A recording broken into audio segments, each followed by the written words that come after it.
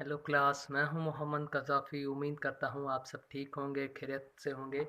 जैसा कि आप सबको मुल्क भर के बल्कि दुनिया भर के हालात का अंदाज़ा होगा, तो पिछले कुछ माह से तालीमी इदारे मुकम्मल बंद है। तो इस हालात को मद्देनज़र रखते हुए डिपार्टमेंट ने जो ऑनलाइन क्लासेस का आगाज़ किया है, उस हवाले से आज से लेकर टोटल 7 लेक्चर अपलोड हो चुके हैं। तो कुछ स्टूडेंट का ये कहना है, बल्कि सारी क्लास का मसला है कि किसी की आईडी नहीं लग रही ठीक से, किसी का पासवर्ड चेंज नहीं हो रहा, तो किसी के वीडियोस नहीं चल रहे जो लेक्चर अपलोड हो चुके हैं। तो इस इन सारे मसाइल को मैंने मद्देनज़र रखते हुए मैंने ये सोचा कि मैं वो लेक्चर जो अपलोड हो चुके हैं वो सारे डाउनलोड करके आपकी खिदमत में पेश करूं। तो मैं इस वीडियो के साथ अपनी यूट्यूब चैनल की एक लिंक भी भेजूंगा, जिसके ज़रिए आप बकाया पिछले जो भी लेक्चर अपलोड हो चुके हैं वो आप आसानी से देख सकें और डाउनलोड भी कर सकें। शुक्रिया। Bismillahirrahmanirrahim. Assalamu alaikum. BS3 and MA previous. How are you? How is all going around you? खुदा करेगा सब ठीक होगा। आज कल जैसे हम बात कर रहे थे, गालिब के मुख्तलिफ़ खतूत पढ़ रहे हैं, अभी तक हम उसी टॉपिक पर हैं और उसी से रिलेटेड आज ये हमारी पाँचवीं उस मौजू पर आज हमारी ये पाँचवीं क्लास है, गालिब के ही खतूत के हवाले से। और आज जो मैंने गालिब का ख़त सेलेक्ट किया है आप लोगों के लिए, जिसकी किरात करेंगे, उसमें है नवाब अलाउद्दीन अहमद ख़ान अलाई के बारे के बनाम उनका ख़त है और उस ख़त की हम रीडिंग करेंगे। और इसको चुनने की वजह यह है कि ये 1860 में गालिब ने उनको लिखा है। और जैसे कि हमारे दरमियान जब हम पहले गालिब की शख्सियत और उनके फ़न पर बात कर रहे थे, तो उस वक्त मैंने आपसे बात की थी कि 1857 की जो जंग आज़ादी है, इनकलाब 57 और उसकी नाकामी, उसके ऊपर गालिब के यहाँ शायरी में बहुत शाज़ व नाज़ी कोई शेर के हवाले से या कोई बात जो है वो वहाँ पर उनके दीवान में कोई ऐसी चीज़ हमें नज़र आती है जो कि उन डेट्स में कही। उससे पहले के हालात हैं उन पर जो लिखते हैं वो अलग बात है, लेकिन जो उस डेट 1857 मई 1857 से लेके या उसके बाद ऑनवर्ड्स उन्होंने उसके हवाले से जो बर्बरियत, चाहे वो इनकलाबियों ने की हो या मुसलमानों ने की हो या फिर उसके बाद जो अंग्रेज़ों ने जब उसको ओवरकम किया और उस बगावत को नाकाम बनाया, तो उसके बाद ना उनके ख़िलाफ़ कुछ लिखा गया। तो उस पर जो मैंने कुछ आपसे कहा था कि जी एक आदमी की एज हो जाती है और फिर बंदा इतना शिद्दत और इतना तशद्दुद देखे और फिर उन हालात में से गुज़रे तो उसकी क्या ज़हनी कैफियत होगी कि वो शेर कहेगा। तो इस ख़त में गालिब ने अपनी इसी हालत की तरफ इशारा किया है। इसी वजह से मैंने इस ख़त को चुना ताकि हम इसकी रीडिंग कर सकें। अच्छा, इसका अक्स मैंने पहले आपको इसके साथ शेयर कर लिया है। ये ख़त अगर आपके पास गालिब के खतूत मुरतबा खली कंजुम वाला मजमूआ अगर आपके पास है, ऑनलाइन है या आपके पास हार्ड कॉपी है, तो उसकी जिल्द अव्वल और सफ़ा नंबर है मेरा ख़्याल के 366। ठीक। अच्छा, और अगर आपके पास मेरा ये जितने भी अशख़ास के बारे में जो खतूत हैं गालिब के, जितने लोगों को उन्होंने लिखे हैं, अगर इसके हवाले से आप मांगें तो उस हवाले से आपके लिए गालिब का जो मजमूआ खतूत का जो मजमूआ मुरतब किया है उन्होंने ग़ुलाम रसूल महर ने, वो उसमें उन्होंने तकरीबन तमाम जिन लोगों को गालिब ने ख़त लिखे हैं उनके बारे में, उनकी मुख्तलिफ़ सवाने या उनके बारे में उनके हवाले से बातचीत भी चीज़ जो है वो भी उसमें शामिल है। तो अगर वो मजमूआ आपको मिल जाता है ग़ुलाम रसूल महर वाला, हालांकि वो हमारी सेमिनार लाइब्रेरी में मौजूद है, जब आप लोग यूनिवर्सिटी आते हैं तब तो वो आप अक्सर वही लोग इशू कराते हैं, लेकिन अगर वो नहीं है तो जब हम यूनिवर्सिटी आएंगे और इंशाअल्लाह ताला अगले सेमेस्टर में, तो फिर उस वक्त उसको देख लीजिएगा। आज अभी फ़िलहाल तो मेरे पास ये मुरतबा है इसका खली कंजू वाला मजमूआ, तो उसके हवाले से हम उसको देखें और उसको पढ़ते हैं। अच्छा, ये जो हैं नवाब अमीनुद्दीन अहमद ख़ान और नवाब अलाउद्दीन और नवाब अमीनुद्दीन दोनों بھائی ہیں اور نہ یہ دونوں نواب ہیں لوہاروں کے، اور لوہاروں کے نوابوں کے ساتھ غالب کے کچھ خاندانی یا فیملی ریلیشنز بھی تھے، اور اس کے ساتھ ان کے ساتھ بھائی پن بھی، مطلب آپ کہہ سکتے ہیں ان کے ساتھ ان کا دوستانہ بھی تھا، اور یہ دونوں ان سے غالب سے اپنی شاعری میں اصلاح بھی لیتے تھے، مطلب ایک فیملی ٹرمز بھی تھے، خاندانی تعلقات بھی تھے، کافی عرصے سے غالب کے گھر فیملی کے ساتھ ان کے ساتھ ریلیشن چلے آ رہے تھے، اور پھر یہ اس سے بھی۔ اچھا، اب یہ جو خط ہے، جیسے میں نے آپ سے کہا کہ اگر آپ اس کی ریڈنگ کرنا شروع کریں، غالب لکھتے ہیں اوپر کوئی القاب نہیں ہے، جس کے نام خط لکھا ہے اس کے لیے نہیں لکھا کہ بھائی سلام علیکم یا کچھ بھی نہیں نا، بالکل بے تکلف انداز سے شروع کرتے ہیں سبحان اللہ، ٹھیک، تنزیہ کہہ لیجئے یا جو بھی، سبحان اللہ، 1000 برس تک نہ پیام بھیجنا، ہاں کہ خط آیا نہیں، اتنے عرصے تک آپ نے کوئی خط نہیں لکھا مجھے، نہ خط لکھنا، اور کبھی لکھنا تو سراسر غلط لکھنا۔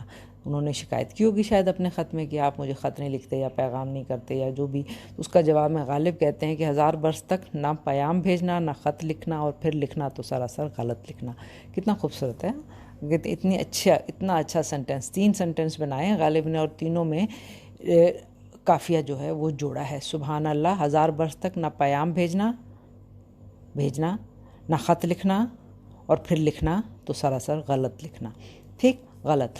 پھر اب یہ تینوں ایک ساتھ انہوں نے اس کو قافیہ بنا دیا۔ اس کے بعد کہتے ہیں مجھ سے کتاب مستعار مانگتے ہو، کوئی کتاب انہوں نے مانگی ہوگی جس کے بارے میں کسی سلسلے میں، اس کے لیے لکھتے ہیں کہ تم مجھ سے کتاب مستعار مانگتے ہو، یاد کرو کہ تم کو لکھ چکا ہوں کہ دستائر، یہ بھی ایک بہت ہی پرانی قدیم فارسی کی ایک بہت اہم کتاب ہے وہ، اور اس کے ساتھ برہان قاطع کے سوا کوئی کتاب میرے پاس نہیں ہے۔ برہان قاطع وہی ہے جو کہ لغت ہے، اور اس لغت کی اغلاط کے اوپر ہمارے جو غالب ہیں انہوں نے قاطع برہان کے نام سے کتاب لکھی تھی، اور اس پر پھر اس کے جوابات جو اس میں جواب میں بڑی ہی ادبی بحثیں جو ہیں وہ چلتی رہی تھیں، سوائے کوئی کتاب میرے پاس نہیں۔ کہتے ہیں کہ میرے پاس صرف گھر میں 2 ہی کتابیں پڑھی ہیں، ایک دستائر اور ایک برہان قاطع۔ اس کے بعد کہتے ہیں کہ ازرائے از آں جملہ، فارسی لفظ ہے، بات بناتے ہیں، از آں جملہ برہان قاطع تم کو دے، ہاں یہ جملہ لکھنے کے بعد میں تمہیں ابھی بتاتا ہوں کہ برہان قاطع تو میں تم کو پہلے ہی دے چکا ہوں، اس کا مطلب ہے وہ میرے پاس وہ بھی نہیں، وہ بھی تمہیں میں بھیج چکا ہوں۔ پھر دستائر میرے ایمان و حفظ سے جان ہے، اور دستائر جو میں نے آپ سے کہا کہ قدیم فارسی کی ایک بہت ہی اہم کتاب ہے، اور وہ کہتے ہیں کہ وہ میری جان ہے، وہ مجھے بہت عزیز ہے، یا یہ ہے کہ وہ میں تمہیں نہیں دے سکتا۔ بتانے کا مقصد یہ ہے لکھنے کا کہ وہ میں تمہیں نہیں دے سکتا۔ اچھا، اس کے بعد اشعار تازہ مانگتے ہو، یہ ہے وہ چیز جس کی طرف میں آپ سے بات کرتی، اشعار تازہ مانگتے ہو، کہاں سے لاؤں؟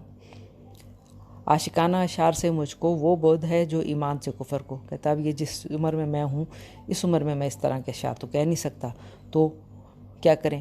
گورنمنٹ کا بھاٹ تھا، کیونکہ غالب جو ہے وہ گورنمنٹ کا بھاٹ یہاں پہ دربار مغلیہ دربار میں اس کا ممبر تھا یا ان کا نوکر تھا، یا یہ ہے کہ میرے پاس نوکری تھی، دربار کا میں کہتے آدمی تھا، بھٹی کرتا تھا، بھاٹ تھا، بھاٹ وہ جو کہ بھٹی چلانے والا بھٹی، جہاں پر آپ چیزیں لوہا پگھلایا جائے، یا بھٹی جس میں جو بھی آپ کام کر لیں، جہاں پہ ایسا کام چاہے آپ شیشہ بنائیں، چاہے آپ لوہا پگھلائیں، چاہے آپ اسٹیل بنائیں، وہاں پر ایک بھٹی یا ایک اوون ٹائپ ایک چیز ہوتی ہے، اور اس کو چلانے والے کو بھاٹ کہتے ہیں، جو وہ کام کر رہا ہوتا ہے، ٹھیک۔ تو کہتا ہے بھٹی گورنمنٹ کا بھاٹ تھا، بھٹی کرتا تھا، خلت پاتا تھا۔ خلت پانا آپ سے پہلے ہی بات ہو چکی ہے کہ خلت، جس کو دربار میں خلت ملتی تھی، اس کو ساتھ ہر خلت کے ساتھ، خلت مطلب ایک آپ کو ایک کوٹ بھی اس کے ساتھ ملے گا، اس مطلب یہ کہ اب آپ یہ فلاں کام کر رہے ہیں، اس کے ساتھ ایک لقب بھی ملے گا، اور اس لقب کے ساتھ جو ہے ایک خاص وظیفہ بھی مہینہ یا سالانہ جو ہے وہ ملتا ہے۔ کہتا ہے میں گورنمنٹ کی نوکری کرتا تھا، تو اس نوکری کی وجہ سے گورنمنٹ نوکری یہی تھی کہ وہ درباری شاعر تھے، اور پھر اس سے مجھے وظیفہ ملتا تھا، اسی لیے میں عاشقانہ شاعری بھی یا جو بھی شاعری میں کرتا تھا وہ اس وقت کرتا تھا۔ خلت موقف، بھٹی متروک، نہ غزل، نہ مدح، نہ، ٹھیک، خلت موقف مطلب میری پینشن بند ہوگی، وظیفہ بند ہو گیا، حکومت کا تختہ الٹ چکا ہے، مغلیہ دربار ختم ہو چکا ہے، تو کہتا ہے پھر بھٹی موقف، کام بھی ختم ہو گیا، اب میں کیا کام کروں؟ کوئی کام نہیں ہے، تو نہ غزل نہ مدح، کچھ بھی نہیں کر سکتا۔ اس ضرورت کے تحت یہ کام کرتا تھا، مطلب طنز بھی آپ کہہ لیں، مزاح بھی کہہ لیں، یا آپ یہ کہہ لیجئے کہ اپنے حال کو اس طرح سے، درد کو اس طرح سے بیان کرنا کہ جو سمجھے اس کو وہ سمجھ جائے، اور جو نہ سمجھے تو کوئی بات ہی نہیں ہے۔ پھر کہتے ہیں ہزل اور ہجو میرا آئین نہیں، اب اگر میں کسی کی برائیاں کروں، ہزل اور ہجو اردو شاعری میں کسی کی برائی کرنا، کسی شکایت کرنا، یا کسی کو برا بھلا کہنا کہتا ہے یہ میرا آئین نہیں ہے، یہ میرا طریقہ کار نہیں ہے، اسی لیے اب میں شاعری نہیں کر رہا. پھر کہو کیا کہوں، کیا لکھوں. ٹھیک ہے نا. غزل اور نہ مدح یہ تو میں کر نہیں رہا، کیونکہ وہ شاعری کا کام کرتا تھا، دربار میں نوکری تھی میری، نوکری کا حصہ تھا، اس لیے وہ کرتا تھا. اب وہ ختم ہو گئی ہے تو ہزل اور ہجو، شکایت کرنا، اپنا درد بیان کرنا، لوگوں کو برا بھلا کہنا کہ میری کوئی مدد نہیں کرتا، تو یہ میرا طریقہ کار نہیں، یہ مجھے پسند نہیں ہے. تو اب مجھے بتاؤ تو میں کیا لکھوں، میں کیا لکھ سکتا ہوں. پھر اب آگے دیکھیے، غالب کی شوخی بڑھتی چلی جا رہی ہے. کہہ رہے ہیں بوڑھے پہلوان کے سے پیچ بتانے کو رہ گیا ہوں. کہتا اب میری حالت یا میری ایج اتنی ہو گئی ہے کہ میں ایسا بوڑھا پہلوان رہ گیا ہوں جو کہ صرف پیچ تو بتا سکتا ہے، آپ کو طریقہ کار تو بتا سکتا ہے کہ یہ کیا جائے، یہ کیا جائے، خود کچھ نہیں کر سکتا. اب میں بیٹھ کے صرف تم لوگوں کو بتا سکتا ہوں کہ یہ کریں، ایسے کیا جائے، پیچ و تاب بتا سکتا ہوں، اس کے علاوہ کچھ نہیں کر سکتا. اکثر اطراف و جانب سے اشعار آ جاتے ہیں، اصلاح پا جاتے ہیں، باور کرنا اور مطابق واقع سمجھنا تمہارے دیکھنے کو دل بہت چاہتا ہے. اچھا جی، کہتے ہیں کہ اس کے علاوہ میرے پاس بہت سارے جوانب سے، مطلب چاروں طرف سے جو لوگ یا جو میرے شاگرد ہیں وہ اشعار ضرور بھیجتے ہیں، تاکہ وہ اصلاح کرنے کے لیے میں ان اشعار کی اصلاح ان کو کر کے دے دیتا ہوں. کیونکہ پیچ و تاب کہتا ہے بتا رہا ہوں، میں پیچ بتا سکتا ہوں کہ اس طرح سے لگائیں، داؤ لگائیں.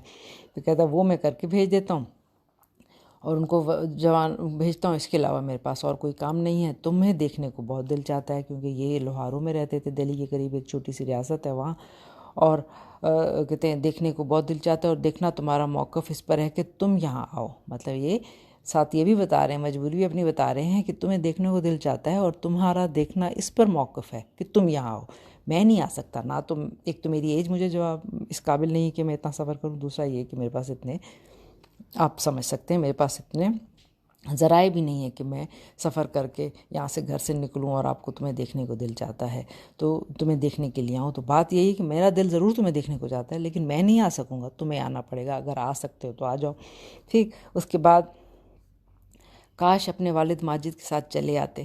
ان کے والد کوئی دہلی آئے ہوں گے، تو اسی خط میں لکھتے ہیں کہ نہ اگر تم بھی اپنے والد کے ساتھ چلے آتے تو میں تمہیں دیکھ لیتا. اردو کا دیوان رامپور سے لایا ہوں. اردو کا دیوان غالب کا مرتب ہو رہا تھا، تو اس کی جو سیٹنگ وغیرہ تھی وہ رامپور سے کہتے ہیں ہوئی تھی. تو کہتا ہے کہ میں نے وہاں سے اردو کا اپنا دیوان میرا چھپا ہے، تو وہ میں لے کر آیا ہوں، اور وہ آگرہ گیا ہے، وہاں منتبہ ہوگا. وہاں پہ مطلب آگرہ میں اس کی، میرا خیال ہے کہ اس کی جلد اور اس کو تیار کیا جائے گا، اور اس کے بعد وہ چھپے شاید مطلب لوگوں کو مجھے ملے گا، تاکہ میں لوگوں کو اس کے نسخے بھیج سکوں.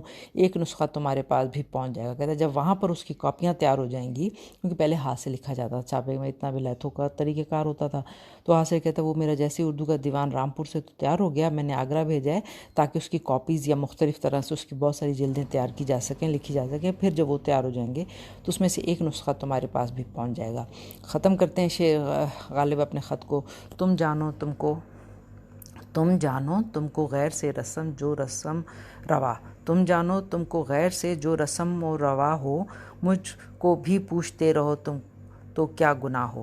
شعر لکھ کے شکوہ بھی کر دیا کہ بھلے تم دوسروں کے ساتھ دوستی رکھو، بھلے لوگوں کے ساتھ تمہاری ملاقاتیں ہوں، ان کے ساتھ تعلقات اچھے ہوں، لیکن اس کے ساتھ اگر مجھ سے بھی کچھ پوچھ لو گے تو کوئی گناہ تو نہیں ہو جائے گا. یہ تھوڑا سا ایک شکوہ ہے. اس کے آخر میں اس میں انہوں نے ڈیٹ لکھی ہے. ڈیٹ میں ڈے دوشنبہ کی دن 2 جولائی 1860. اب یہ اتنا مختصر سا خط، اس میں خط تو انہوں نے کہتے ہیں علاؤالدین احمد خان کے نام، نواب علاؤالدین کے نام بہت سارے خطوط شامل ہیں، لیکن اس کا وجہ یہی ہے کہ ایک تو بتایا میں نے آپ کو، کہتے ہیں کہ وہ میں جو شاعری کرتا تھا، حالانکہ یہ ایک بات سے بات بنائی ہے، لیکن ایک ایج ہو گئی ہے تو کہتے ہیں اب کیا نہ میں عاشقانہ شاعری کر سکتا ہوں، نہ میرے پاس مجھے اپنے کھانے پینے کے لالے پڑے ہوئے ہیں، میرے پاس تنخواہ نہیں ہے، ذریعہ معاش میرا سارا ختم ہو چکا ہے، تو میں کیا شاعری کروں گا. اب بس یہی ہے کہ میں مختلف نوجوانوں کے جو اشعار ہیں وہ آتے ہیں میرے پاس، اور میں ان کی اصلاح کرتا ہوں، اور اسی اصلاح کے ذریعے گزارا ہو رہا ہے.